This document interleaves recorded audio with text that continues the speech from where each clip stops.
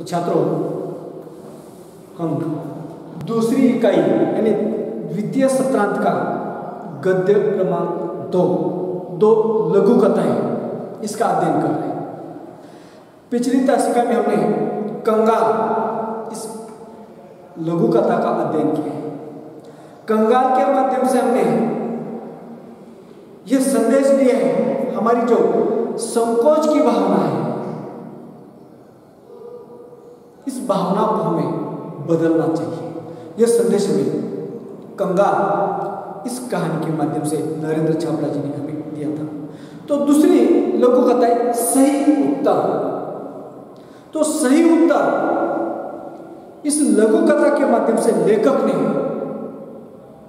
रिश्वतखोरी, भ्रष्टाचार पर करारा व्यंग्य करते हुए लेखक ने यहां दर्शाया कि सत्य का पालन ही लक्ष्य तक पहुंचने में सहायक होता है। तो नरेंद्र छाबड़ा जी का जो संदेश है वो बहुत ही अच्छा है। लेखक ने सही उत्तर इस कहानी के माध्यम से हमें यह संदेश दिया है कि हमें सत्य का पालन करना चाहिए। सत्य का पालन करने पर हम अपने लक्ष्य तक पहुंच सकते हैं, और लक्ष्य तक पहुंचने में सत्य का पालन हमारी सहायता करता है। यह संदेश में सही उत्तर इस कहानी के माध्यम से लेखक ने दिया। तो आइए देखते हैं सही उत्तर। देखिए, अब तक वह कितने ही स्थानों पर नौकरी के लिए आवेदन कर चुका था, साक्षात्कार दे चुका था। उसके प्रमाण पत्रों की फाइल भी उसे सफलता दिलाने में नाकामयाब रही थी। कड़ी शब्द आता है आवेदन। आवेदन करता है किसी काम के लिए, किसी काम के लिए की जाने वाली प्रार्थना, की जाने वाली प्रार्थना।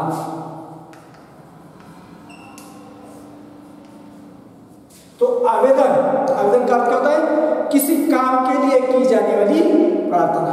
हम नौकरी के लिए आवेदन पत्र करते हैं, आवेदन करते हैं। हम क्या करते हैं? नौकरी के लिए क्या करते हैं? प्रार्थना पत्र लिखते हैं, उसे आवेदन कहा जाता है। साक्षात्कार, साक्षात्कार यानी भेंट वार्ता। साक्षात्कार का अर्थ क्या होता है? भेंट वार्ता। उसका एक दूसरा अर्थ है मुलाकात। अंग्रेजी में उसे क्या कहा जाता है? इंटरव्यू। साक्षात्कार को अंग्रेजी में क्या कहा जाता है? इंटरव्यू।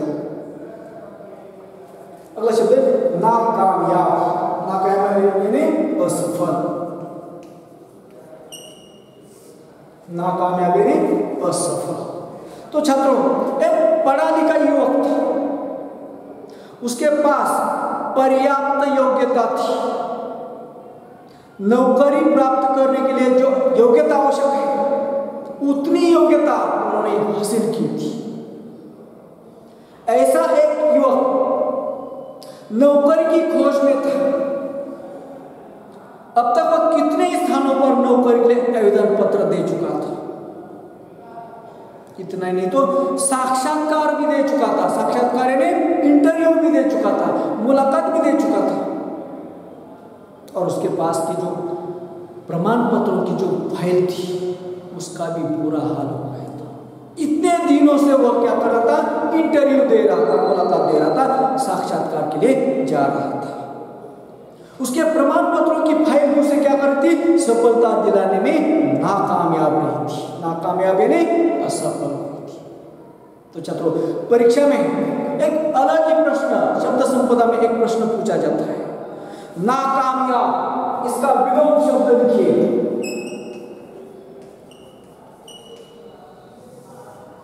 नाकामयाब, इसका विलोम शब्द, विलोम शब्द का चिन्ह ये ऐसा ही चिन्ह है। नाकामयाब, नाकामयाब का समानार्थक शब्द क्या है? असफल। तो नाकामयाब का विलोम शब्द क्या होगा? सफल। ये विलोम शब्द परीक्षा में शब्द संपदा में ऐसा प्रश्न पूछा जाता है, निम्नलिखित शब्दों के विलोम शब्द लिखिए। तो नाकामयाब का विलोम शब्द, विलोम यानी विरुद्ध अर्थ दर्शाने वाला शब्द सफल। आगे, हर जगह भ्रष्टाचार, रिश्वत का बोलबाला होने के कारण योग्यता के बावजूद उसका चयन नहीं हो पाता था। हर ओर से अब वो निराश हो चुका था। भ्रष्ट सामाजिक व्यवस्था को कोसने के अलावा उसके वश में और कुछ तो था नहीं। कड़ी शब्द मोहर है बोलबाला होना, मोहर है बोलबाला होना। बोलबाला होना का अर्थ क्या होता है? प्रभाव, प्रभाव,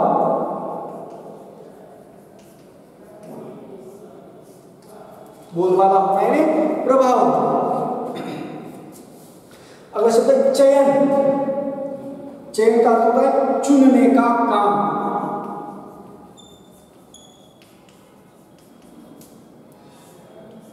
चयन यानी चुनने का काम।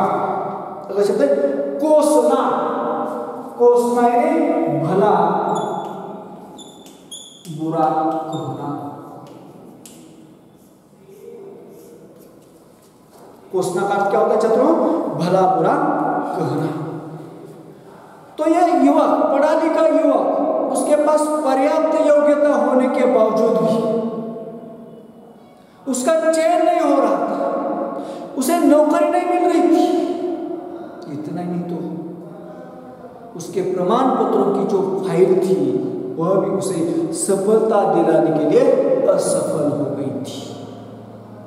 तो छात्रों, उस युवक को नौकरी क्यों नहीं मिल रही थी? युवक को नौकरी न मिलने का क्या कारण था? तो हर जगह भ्रष्टाचार, रिश्वत का बोलबाला होने के कारण उस युवक का चयन नहीं हो रहा था। उसे नौकरी न मिलने के कारण यह युवक हर तरफ से निराश हो चुका था और उसके पास इस भ्रष्ट सामाजिक व्यवस्था को भला बुरा कहने के अलावा दूसरा कोई चारा नहीं था। तो छात्रों, परीक्षा में और एक प्रश्न पूछा जाता है, कारण लिखिए। ऐसा प्रश्न पूछा जाता है, कारण लिखिए। कारण लिखिए। ऐसी अकलन कृति पूछी जाती है। युवक को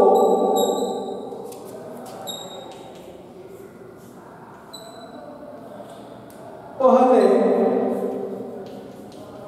नौकरी न मिल सकी।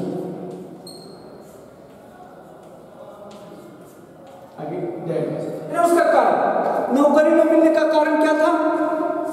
युवक को पहले नौकरी न मिल सकी। क्या वह युवक पढ़ा लिखा नहीं था? क्या पढ़ा लिखा था, उसके पास पर्याप्त योग्यता थी। नौकरी प्राप्त करने के लिए जितनी योग्यता आवश्यक है उतनी योग्यता उसके पास पर्याप्त थी, फिर भी उसका चयन नहीं हो रहा था, फिर भी उसे नौकरी नहीं मिल रही थी। उसका कारण क्या था? हर तरफ भ्रष्टाचार और रिश्वत का बोलबाला था। तो छात्रों, उत्तर कौन सा है? हर तरफ भ्रष्टाचार और रिश्वत का बोलबाला था। रिश्वत का बोलबाला था।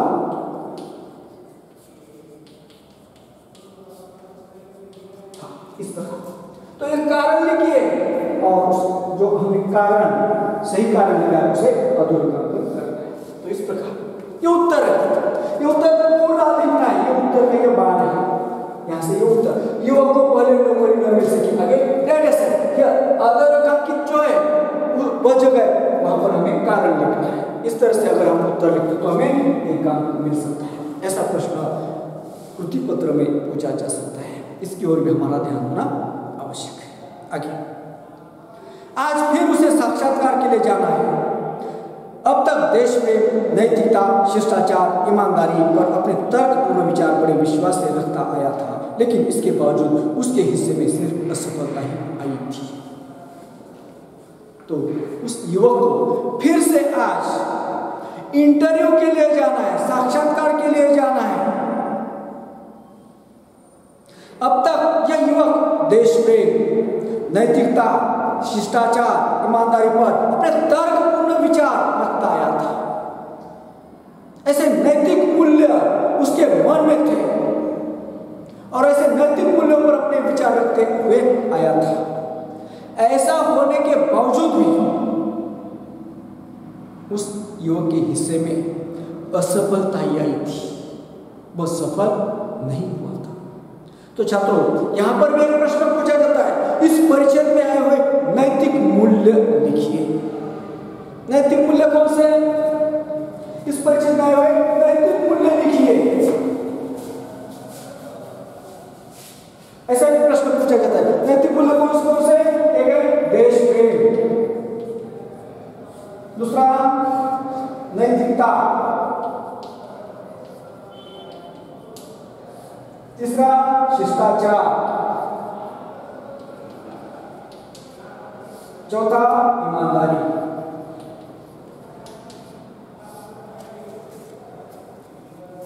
यह नैतिक मूल्य है। अब तक यह पढ़ा लिखा युवा देश के नैतिकता, शिष्टाचार, ईमानदारी पर अपने तर्कपूर्ण विचार रखता आया हुआ था। इतना होने के बावजूद भी उसके हिस्से में क्या आई थी? असफलता ही आई थी।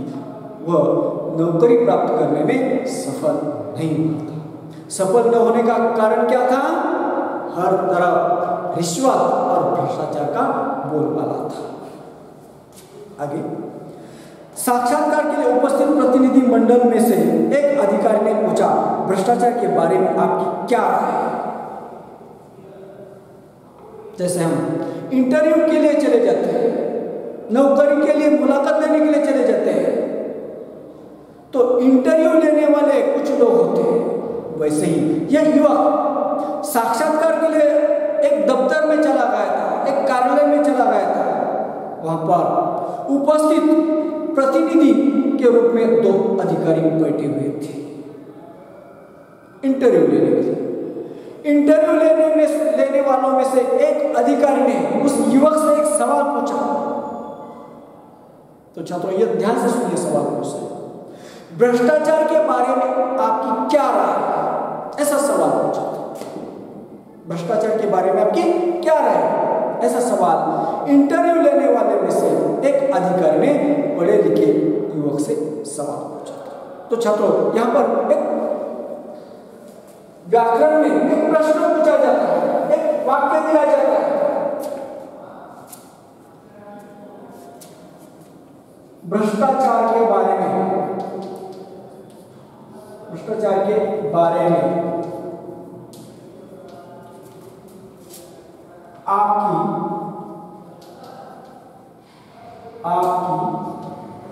क्या राय है? तो छात्रों, परीक्षा में एक प्रश्न शब्द संपदा में प्रश्न पूछा जाता है कि अर्थ की दृष्टि, निम्नलिखित वाक्य का अर्थ की दृष्टि से वाक्य का कौन सा भेद है? वाक्य का भेद पहचान कर लिखिए। ऐसा प्रश्न पूछा जाता है। तो छात्रों, उसका उत्तर तो क्या है? प्रश्नसूचक शब्द है, अंत में प्रश्नार्थक चिन्ह दिया है, इसलिए यह वाक्य कौन सा है? प्रश्नार्थक वाक्य।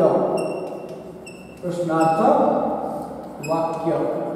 इस प्रकार में उत्तर लिखना है। इस प्रकार अगर हमारा उत्तर सही हो तो हमें पूर्णांक मिल सकते हैं।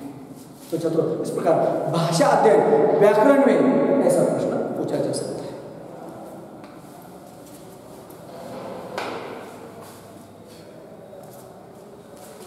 तो देखिए, उस अधिकारी ने जो उन्हें सवाल पूछा था, भ्रष्टाचार के बारे में आपकी क्या राय है? तो उत्तर देता है, भ्रष्टाचार एक ऐसा कीड़ा है जो देश को घून की तरह खा रहा है। इसने सारी सामाजिक व्यवस्था को चिंताजनक स्थिति में पहुंचा दिया है। सच कहा जाए तो यह देश के लिए एक कलंक है। कड़ी शब्द घून, घून यानी अनाज या लकड़ी में लगने वाला कीड़ा। जैसे चावल में क्या होता है? घून होते हैं, छोटे छोटे कीड़े होते हैं। ये घून क्या करते हैं? सारे अनाज को खाते हैं। वैसे लकड़ी में भी होते हैं, लकड़ी को क्या करते हैं? अंदर से खा सकते हैं। उसे क्या कहा जाता है? घून। अनाज या लकड़ी में लगने वाला कीड़ा। अगर से कलम, कलम करेंगे धब्बा, कलम का क्या है धब्बा, दूसरा होता है दाग। तो उस युवक ने भ्रष्टाचार के बारे में अपना सही उत्तर बताया। तो वह युवक उस अधिकारी के सवाल का जवाब वह युवक दे रहा था। वह कह रहा था भ्रष्टाचार एक ऐसा कीड़ा है, एक ऐसा घुन है, सारे देश को घुन की तरह खा रहा है। इसने सारी सामाजिक व्यवस्था को चिंताजनक स्थिति में पहुंचा दिया है। सच कहा जाए तो यह भ्रष्टाचार समाज के, देश के माथे पर लगा हुआ ये क्या है? कलंक है। कलंक के नहीं धब्बा है, दाग है। तो छात्रों, उस अधिकारी के सवाल का जवाब उस पढ़े लिखे युवक ने ठीक से दिया है, अच्छी तरह से दिया। उन्होंने क्या बताया? भ्रष्टाचार एक ऐसा कीड़ा है, यह कीड़ा क्या कर रहा है? घून की तरह खा रहा है, हमारे देश को घून की तरह खा रहा है। इसने सारी सामाजिक व्यवस्था को चिंताजनक स्थिति में पहुंचा दिया है। सच कहा जाए तो देश के लिए भ्रष्टाचार यह क्या है? कलंक है, कलंक। इस प्रकार भ्रष्टाचार पर पूछे गए सवाल का जवाब उस युवक ने दिया था। अधिकारियों के चेहरे पर हल्की सी मुस्कान और उत्सुकता छा गई। उसके तर्क में उन्हें रुचि महसूस होने लगी। दूसरे अधिकारी ने प्रश्न किया, रिश्वत को आप क्या मानते हैं? अगला कठिन शब्द आता है तर्क। तर्क यानी दलील, अनुमान। रुचि, अगला शब्द है रुचि यानी इच्छा, अनुराग, प्रेम, यह भी अर्थ हो सकते हैं उसके। तो उस युवक के उत्तर को सुनकर वहां के मौजूद अधिकारियों के चेहरे पर हल्की सी मुस्कान आ गई। उनके चेहरे पर उत्सुकता छा गई थी और युवक के तर्क में उन्हें रुचि महसूस हो रही थी। प्रेम प्रकट हो रहा था, प्रेम महसूस हो रहा था। इतने में दूसरे अधिकारी ने उस युवक को और एक सवाल पूछा था, रिश्वत को आप क्या मानते हैं? पहले अधिकारी ने कौन सा सवाल पूछा था? भ्रष्टाचार के बारे में आपकी क्या राय है? इसका उत्तर उन्होंने अच्छी तरह से दिया था। उसके बाद दूसरे अधिकारी ने कौन सा सवाल पूछा है? रिश्वत को आप क्या मानते हैं? देखिए उसका उत्तर वही युवक क्या देता है, यह भ्रष्टाचार की बहन है। जैसे विशेष अवसरों पर हम अपने प्रियजनों, परिचितों, मित्रों को उपहार देते हैं, इसका स्वरूप भी कुछ वैसा ही है, लेकिन उपहार देकर हम केवल खुशियों या कर्तव्यों का आदान प्रदान करते हैं। उपहार कभी चलता है, उपहार यानी भेंट, उपहार यानी भेंट। तो छात्रों, वह पढ़ा लिखा युवक वहां के अधिकारियों के सवालों के जवाब दे रहा था। भ्रष्टाचार के बारे में उन्होंने अपनी राय बता दी। वह रिश्वत के बारे में बता रहा था। यह रिश्वत कौन है? यह रिश्वत भ्रष्टाचार की बहन है। देखिए उत्तर उसका, रिश्वत कौन है? रिश्वत यह भ्रष्टाचार की बहन है। जैसे कि हम विशेष अवसर पर अपने प्रियजनों को, स्वजनों को, मित्रों को, परिचितों को उपहार देते हैं। उपहार का स्वरूप भी रिश्वत के जैसा है, लेकिन उपहार देकर हम क्या करते हैं? अपनी खुशियों और कर्तव्यों का क्या करते हैं? आदान प्रदान करते हैं। देखिए उस युवक का उत्तर, जैसे हम उपहार देते हैं, उपहार का स्वरूप भी कैसा है? वैसा ही है। हम अपने स्वजनों को, मित्रों को, रिश्तेदारों को क्या करते हैं? उपहार देते हैं। उपहार का स्वरूप भी किसके समान है? रिश्वत के समान ही है। ऐसा वह युवक बता रहा था। उपहार देने पर हम अपनी खुशियों और कर्तव्यों का क्या करते हैं? आदान प्रदान करते हैं। इस प्रकार का उत्तर वह युवक दे रहा था। इससे अधिक कुछ नहीं। जबकि रिश्वत देने से रुके हुए कार्य, दबी हुई फाइलें, टलती हुई पदोन्नति, रोकी गई नौकरी आदि में इसके कारण सफलता हासिल की जा सकती है, तब भी यह समाज के माथे पर कलंक है। इसका समर्थन कतई नहीं किया जा सकता। ऐसी मेरी धारणा है। कहकर वह तेजी से बाहर निकल आया, जानता था कि यहाँ भी चैन नहीं होगा। शब्द कतई, कतई यानी बिल्कुल, कतई यानी बिल्कुल, कतई का अर्थ क्या होता है? बिल्कुल। तो वह युवक रिश्वत के बारे में बता रहा था। रिश्वत देने पर रुके हुए कार्य, दबी हुई फाइलें, टलती हुई पदोन्नति, रोकी गई नौकरी आदि में इसके कारण सफलता हासिल की जा सकती है। तब भी फिर भी यह समाज के माथे पर लगा हुआ क्या है? कलंक है। ऐसी बातों का मैं समर्थन कभी नहीं कर सकता, बिल्कुल नहीं कर सकता, ऐसी मेरी धारणा है। ऐसा कहकर यह पढ़ा लिखा युवक वहां के कमरे से तुरंत बाहर निकल गया और वहां जाकर वो सोच रहा था कि यहां पर भी मेरा चयन नहीं होगा। ऐसा सोचकर ये युवक बाहर चला गया था। पर भीतर बैठे अधिकारियों ने गंभीरता से विचार विमर्श करने के बाद युवक के सही उत्तर की दाद देते हुए उसका चयन कर लिया। आज वह समझा कि सत्य कुछ समय के लिए निराश हो सकता है, परास्त नहीं। कड़ी शब्द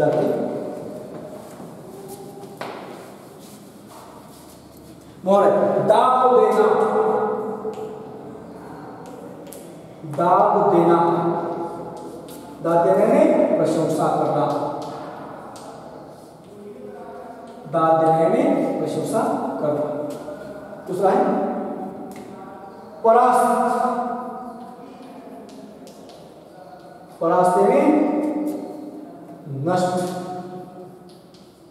मुहावरा बन सकता है परास्त करना, नष्ट करना, परास्त होना, नष्ट होना, इस प्रकार मुहावरा भी बन सकता है।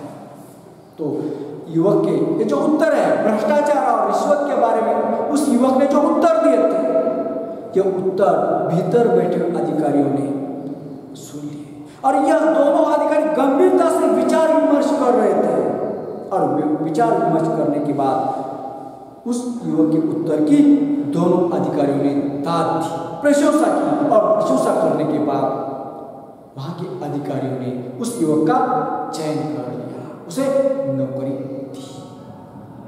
नौकरी मिलने पर उस युवक ने सोच लिया, उस युवक ने समझा कि आज वह समझ चुका था कि सत्य कुछ समय के लिए निराश हो सकता है, लेकिन सत्य कभी नष्ट नहीं हो सकता। इस प्रकार की धारणा किसकी हो गई थी? उस युवक की हो गई थी। तो छात्रों, सत्य निराश हो सकता है, हमें निराश कर सकता है, लेकिन सत्य कभी नष्ट नहीं हो सकता। तो छात्रों, यहाँ पर एक कृति भी, आकलन कृति भी पूछी जा सकती है।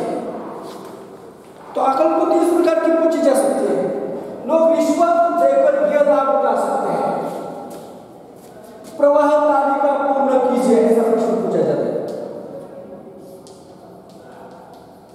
प्रवाह तालिका पूर्ण कीजिए, पूर्ण कीजिए।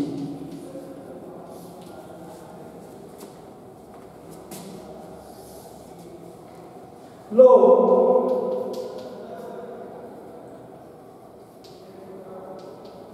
रिश्वत देकर ये लाभ उठाते हैं।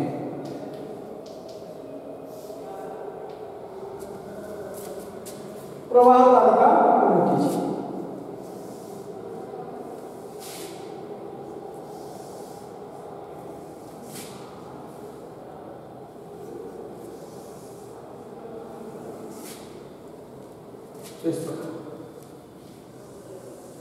प्रवाह तालिका, तो हमें पहला लोग रिश्वत देकर यह लाभ उठा सकते हैं। पहला होता है रुके हुए कार्य करवाना, रुके हुए कार्य करवाना। दूसरा उत्तर दबी हुई फाइलें निकलवाना, दबी हुई फाइलें निकलवाना। तीसरा उत्तर टलती हुई पदोन्नति करना, टलती हुई पदोन्नति